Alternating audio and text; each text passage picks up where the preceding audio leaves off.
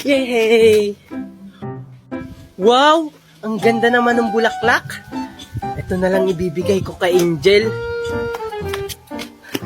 Wow! Ang gaganda naman ito. Naku, umiyak ang baboy ko. Parang uhaw na uhaw. Papainumin ko muna. Aminaw ka na aking baboy. Alam kong uhaw ka na. Ang ganda-ganda talaga. Pinintas yung alaga kong bulaklak. Munda ka talagang bata ka sa akin. Hoy! Sino? Hoy! Walang iyakang bata ka. Kaya pala nawawala yung mga bulaklak ko dahil ikaw lang palang kumukuha. Ah, ikaw po ba may-ari nito? Akala ko pa kasi wala. Anong wala nagmamay-ari? Tingnan mo nga, tapat na ng bahay ko. Siyempre sa akin yan. Oo nga po, nasa tapat ng bahay nyo, pero wala naman sa loob ng bakuran nyo. Away ba sustong bata to ah? Manang-mana ka talaga sa mama mo. Magnanakaw na nga, chismosa pa. Susumbong kita kay mami. Oh, sa'yo na yan. Bulaklak lang naman yan. Hindi magsumbong kasama mo mong pangit. Go ahead! Talaga, susumbong kita kay mami. Marites. Wala akong pigil sa'yo! Mami!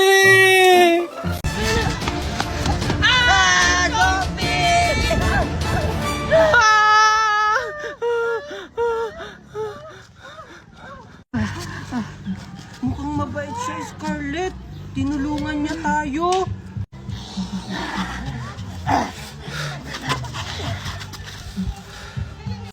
Wow! Ang galing naman niya! Oo nga! Kasama na ni Scarlett tsaka ni Junjun yung zombie. Zombie na sila! Ano? Mimay! Mimay, tulungan mo kami! Ha? Tao pa rin sila? Paano kaya nangyari yun? Tapos may kasama pa silang zombie? Ay, alam ko na, baka nagpapanggap lang sila. Ah! Hala, Junjun! Tinakbuhan lang tayo ni Mimay! Hala, parang si Mimay yung tumatakbo ah. Siguro hinahabol siya ng mga zombie. Hoy, Mimay! Mimay, dito! Ah! Maria! Maria! Bilis! Bilis! Maria! Si Junjun tsaka si Scarlett naging zombie na! Ha? Ano? Kawawa naman sila. Naging zombie na pala sila. Hello, Scarlett! Ang daming zombies! Junjun, kaya siguro mabait ang zombie na to. Kasi gagawin to yung pulutan.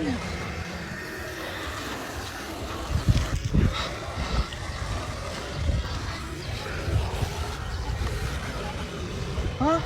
Ano sinasabi niya, Junjun? Hindi ko rin alam, Miss Scarlett.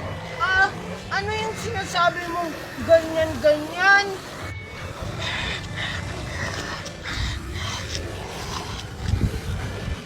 Ah, alam ko na, Scarlett. Ang sabi niya, kukunwari daw tayong zombie-zombie. Pag malapit na tayo sa kanila, dun sa mga maraming zombie para makadaan tayo. Talaga ba? Nakakatakot naman.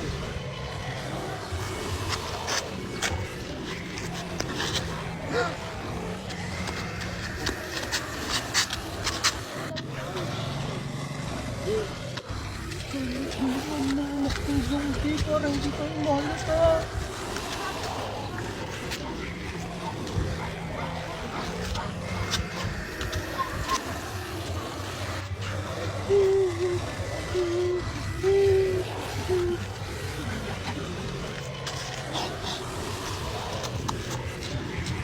Scarlett, takbo!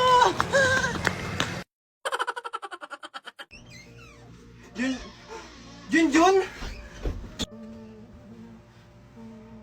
Junjun, ang taas ng lagnat mo. Dito.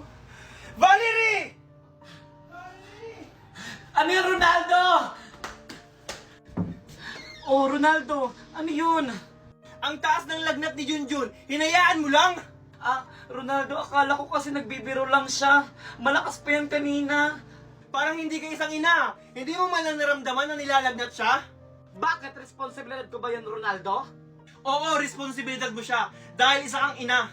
Sana naman tinuring mo siyang tunay na anak. Mahirap ba yon? Eh, ikaw nga! Simula dumating yung bata na yan dito sa pamamahay natin, nakakalimutan mo na yung sarili mong anak. Hindi totoo yan, Valerie. Kahit na kailan, hindi ko nakalimutan ang anak natin. Pantay-pantay lang talaga ang pagmamahal ko sa inyo. At talaga ba? Hindi mo kasi nararamdaman ang nararamdaman ng anak natin. nag-aaway. Bakit ba kasi dumating yan si Junjun sa buhay namin?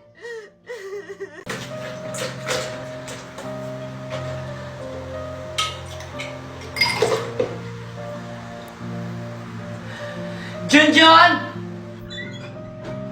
Bakit po, tita? Halika nga dito. Sige po, tita. Ibigay mo to sa tata mo.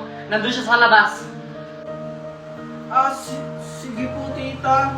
Anong tempo ka pa mo dyan? Ibigay mo sa tata mo. Sige po.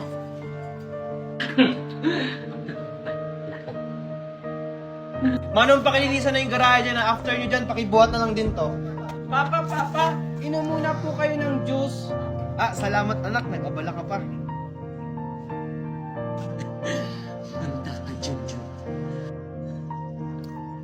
Teka Junjun, ba't ganito yung lasa na ito? Tsaka, parang hindi ako makahinga. Tsaka parang nahihilo ako. Papa, ano nangyayari sa'yo?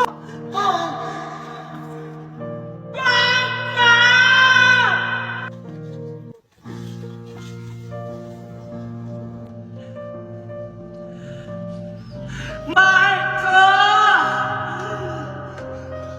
Papa! Papa, ano nangyayari? Marco! Junjun, anong ginawa mo kay Marco?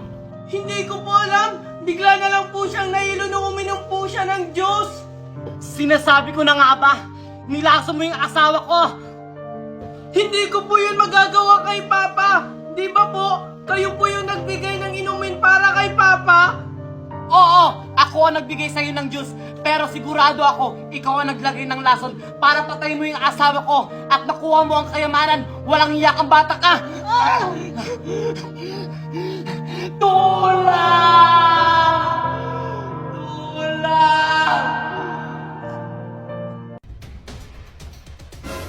Wala ka ng takas, Arturo. Paano nyo kami natuntun? Wala ka na doon. Ilabas niyo si Megan. Napapaligiran na namin kayo.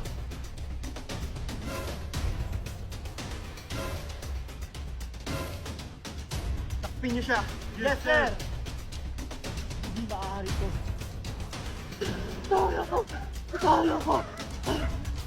Huwag ka nang pumalag, Arturo. Wala ka ng takas. Sige, dalhin niyo yan. Hindi ako papayag. Arturo! Habulin niyo siya! Walang magpapaputok sa inyo!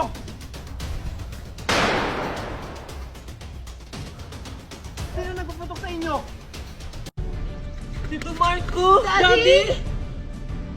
Megan! Daddy! Megan, anak! Okay ka lang? Hindi ka ba nasaktan? Junjun, Kokoy! Di ba sinabi ko sa inyo huwag kayong susunod? Buti na lang hindi kayo nasaktan! Sorry, Tito. Gusto lang po namin tumulong sa inyo, kaya niligtas na po namin si Megan. Megan, anak. Bitawan niyo ako. Ano ba? Buti hindi kayo napahamak! Daddy, si Mommy andun sa loob. Ganun ba, Megan?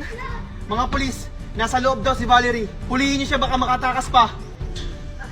Ano ba? Bitawan niyo ako. Sir Marco, nandito na po si Valerie. Walang niya ka talaga, Valerie. Sige, dalhin niyo na yan. Sige po, Sir Marco.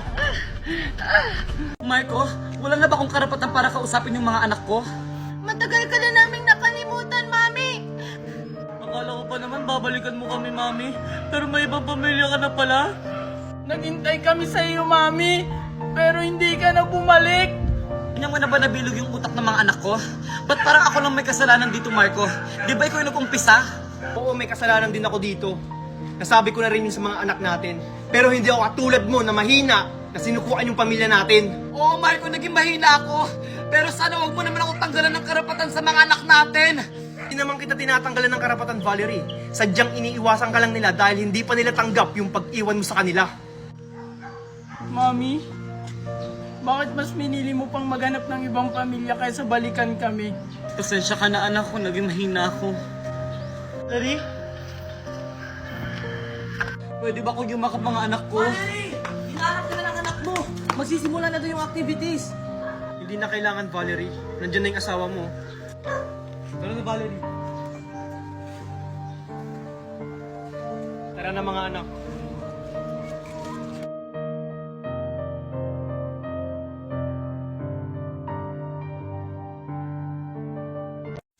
Knock knock.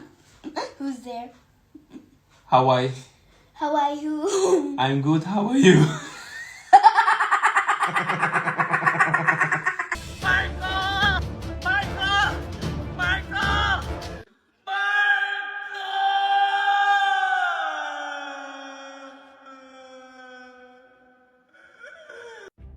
Mami, Daddy, bilhan niyo ako ng bagong toy sa mall ha pagdating natin doon. Oo naman anak. Lahat ng gusto mo, ibibigay ko. Daddy, gusto ko yung malaki. Yun yung nawawala ka na Yung kumain ko. kasing laki ko. Kasama pala ni Valerie. Tao po! Tao po! Nasaan na kaya si Megan? Tao po! Tao po! May tao. Baka nakita na si Megan. Bakit Tao na po. naman yan? Iyan! Tao po! Sino yan? Junjun, nasaan si daddy mo? O bakit, Wakan? Bakit mo siya hinahanap? Nakita ko yung kapatid nyo, tsaka yung mami nyo. Tapos kasama niya yung bago niyang asawa. Ano? Kailangan itong malaman ni Daddy Kuya Junjun. Kaya mabilis na pumunta ako agad dito. Daddy! O ano yun? Megan, nakita daw ni Joaquin na kasama si Mami. Ano? Sinasabi ko na nga ba? Nandyan pa ba si Joaquin? Opo, Daddy, kausap niya si Kuya Junjun. Nandun po sa labas. Joaquin? Saan mo nakita si Megan? Doon po sa Calvario. Naglalakad po sila. Sinasabi ko na nga ba eh. Walang iya talaga yung Valerie na yan. Joaquin, alam mo ba kung saan sila pumunta? Basta ang narinig ko, pupunta sila ng mall. Kailangan ko magmadali. Joaquin, salamat sa impormasyon ha. Tara, Junjun. walang anuman po, Tito Marco. Joaquin, salamat ha. Mag-iingat kayo, Junjun. Sige, aalis na kami. Uy, Jake! Di ba gagawa tayo ng project ngayon? Asa na sila Kyle at Tia? Ha? Di ba last may usapan natin? Anong oras na? Alam mo naman yun, palaging late. Yan na nga bang sinasabi ko eh. Tara, punta na nga lang natin, hindi yung pupunta dito pag hindi natin puntahan doon. Tara! Uy, Kyle Tia! Di ba gagawa tayo ng project ngayon? Ay, oo nga pala. Puro kasi kayo harutan dalawa. Alam niyo may project. Tara na. Anong oras na oh?